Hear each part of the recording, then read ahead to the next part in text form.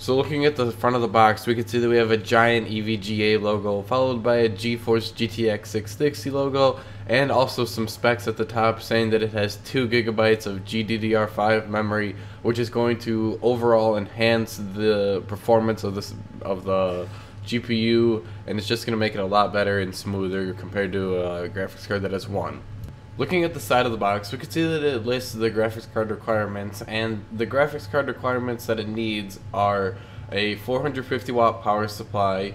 It needs a PCI Express slot. Also, to power it, you need one 6-pin PCI Express connector, which is nice because in mine it uses 2, which for most people could be hard to find on their power supply, even though most do come with 2 if you go above 450 watts like EVGA is recommending.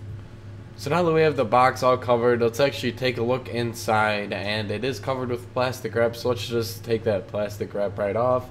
And while I'm doing that, let's talk about what's inside this graphics card. It has 2 gigabytes of GDDR5 memory, like I mentioned earlier, and it's going to be really good for running games on good settings, not the best. And my camera did run out of memory, so I had to refilm just the part where I took it out.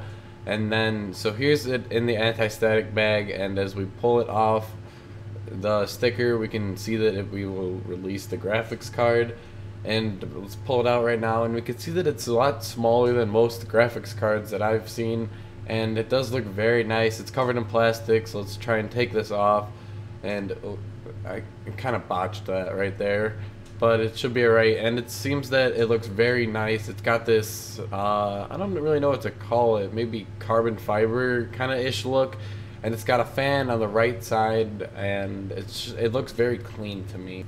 So taking a look around the graphics card, we can see that at the right corner, like I mentioned earlier, there's this nice fan, and it should be sufficient enough for cooling it. And then at the bottom, we can see that they have the PCI port, and then the back we actually have the graphics card chip, which is made by NVIDIA, by the way. And the front does have this highly fingerprint magnet kind of thing going on. And it's not that bad. Just once you put it in your case, you just want to maybe take a micro cleaning cloth to it to get rid of those. And then on the back, we can see that we have 2 DVI ports, an HDMI, and a display port for all of your I/O and display functions. Also at the top, we can see that we have the one 6-pin connector, like I mentioned earlier, that was on the box, and this is very unusual. For a high-power graphics card, I would claim this as only using 1. I found this to be different, as my graphics card uses 2. Tell me if you guys think this is unusual as well. I really found this weird.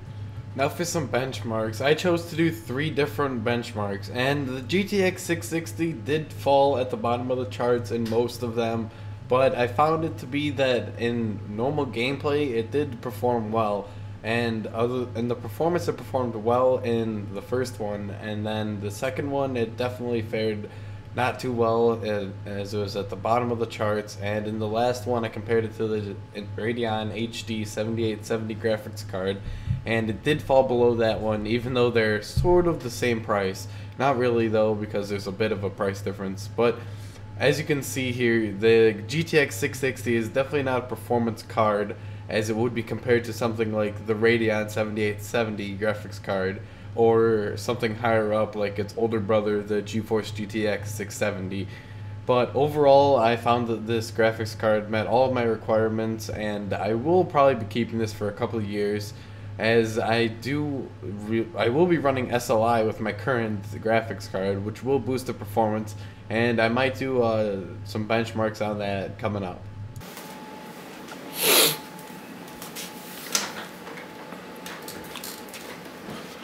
Now that is going to wrap up my review on the GeForce GTX 660 by EVGA. Now I hope you guys enjoyed it, and my opinion on it is that it's a good solid graphics card. I think that it'll definitely get me through a couple of years running best settings for games, and I did like the way it looked, the way it felt in the computer, I guess. But as for today, that's going to be it. I'm Alex from PowerMES, and thank you for watching.